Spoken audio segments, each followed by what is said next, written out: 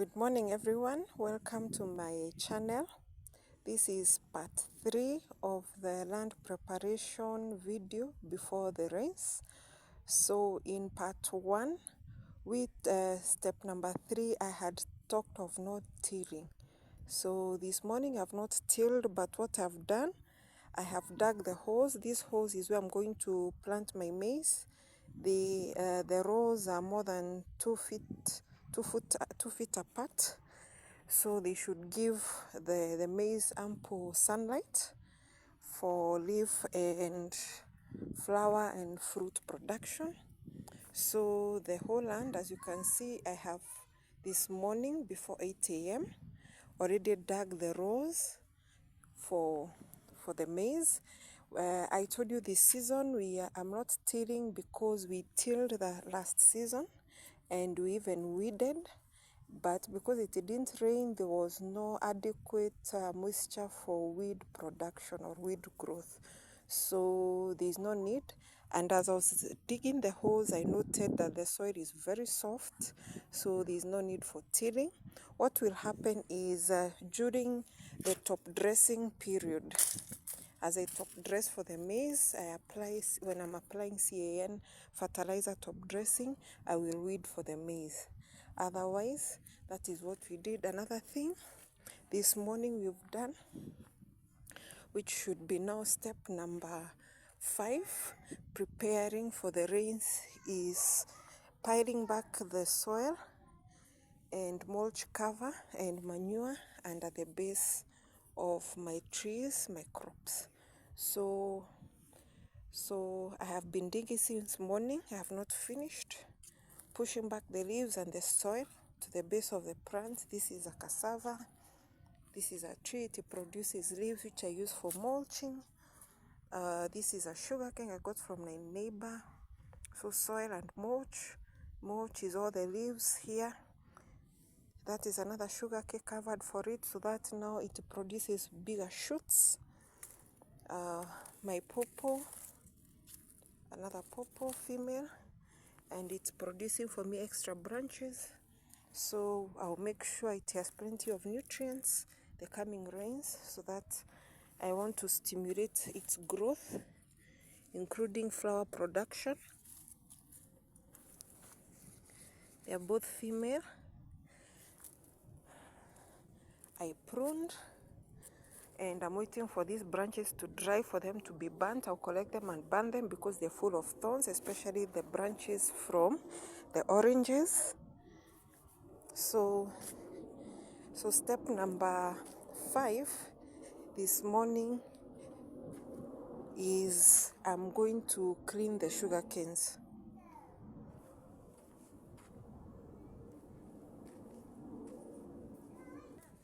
So cleaning for the sugar canes means pulling out all the dry leaves, and any which is tall is tied up so that they grow straight without bending. So after pulling out the leaves I'm going to throw them to that burning pile. So from the burning pile, I'll get ash for applying on the farm. That ash is used for the bananas, the sweet potatoes, and whatnot. So clean with me. Good morning everyone, welcome to my channel. It's 8 a.m. in the morning. Today it's cloudy, it's overcast, good weather to work on the farm. So we are talking of land preparation, the steps we do before it rains. And one of the things I do in the pruning addiction is cleaning my sugarcane, so that by July, August, we have a harvest to eat during the dry season of August, September, October, November, December, January, February. So before the rains of March, April, we clean the sugar canes. So we pull down all the dry leaves. We prune down there any shoot which is growing and it's small. We pull it out. We leave the shoots which look big because they will grow into big sugar cane. So then we pile back the soil, covering any manure at the base, because I always manure my sugarcane before the rains. So all the dry leaves have been removed from this batch. Removing the dry leaves. Most of the dry leaves, the way they lie on the cane, prevents water getting to the base. They also overcrowd and prevent sunlight getting to the base, and in case you're manuring also they prevent, because they tend to push the manure, the sunlight and the water to the outside of the base. So having thinned out all the dry leaves, we are sure now water, manure, sunlight will get to the base, giving us strong, thick shoots. Number two, along the stem, dry leaves also provide protection to aphids. So removing the leaves, dry leaves, protects the cane from aphid infestation, the aphid which sucks out all the sugar from the stem, which also attracts the wasps, because the wasps come to consume the waste from the aphids. So doing that cleans the cane, gives it energy, protects it from aphids. So these leaves will not be pushed at the base because they tend also to provide protection to the snakes. So we shall take them to by my burn pile to be burnt later, and the ashes spread on the farm. As you can see with this pile at the corner, it needs to be cleaned and pruned. We had eaten, and all this, what is growing above the wall, was 2-3 months ago this level. So with thinning, removing the dry leaves, thinning, we'll get more. They will grow faster, as you can see here. This is new growth, because everything which was above the wall was eaten by October, November. So as you can see, this is what was old, which is held by the wire. But this is a shoot which was still young, and because of thinning, watering and manuring, then we have fast growth. So this pile too will be cleaned. As you can see, some of the reasons we remove the dry leaves is because they end up giving a protection layer to the stem of the cane. Then it's like we are aerating, it produces roots and very short sections.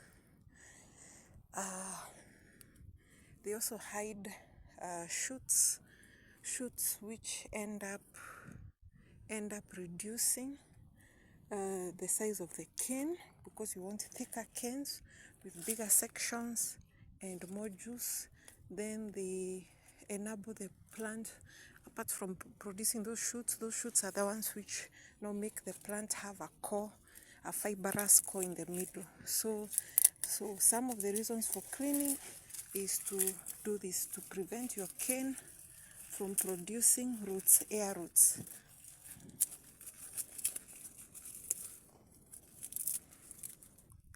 Another reason is all that shadowing, allows leads to some of the best shoots die. Like this is a dead shoot.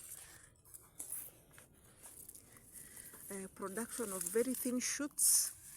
So that is the reason we prune our sugarcane, and we do it before the rains. Once you've cleaned it, we are good to go for several months.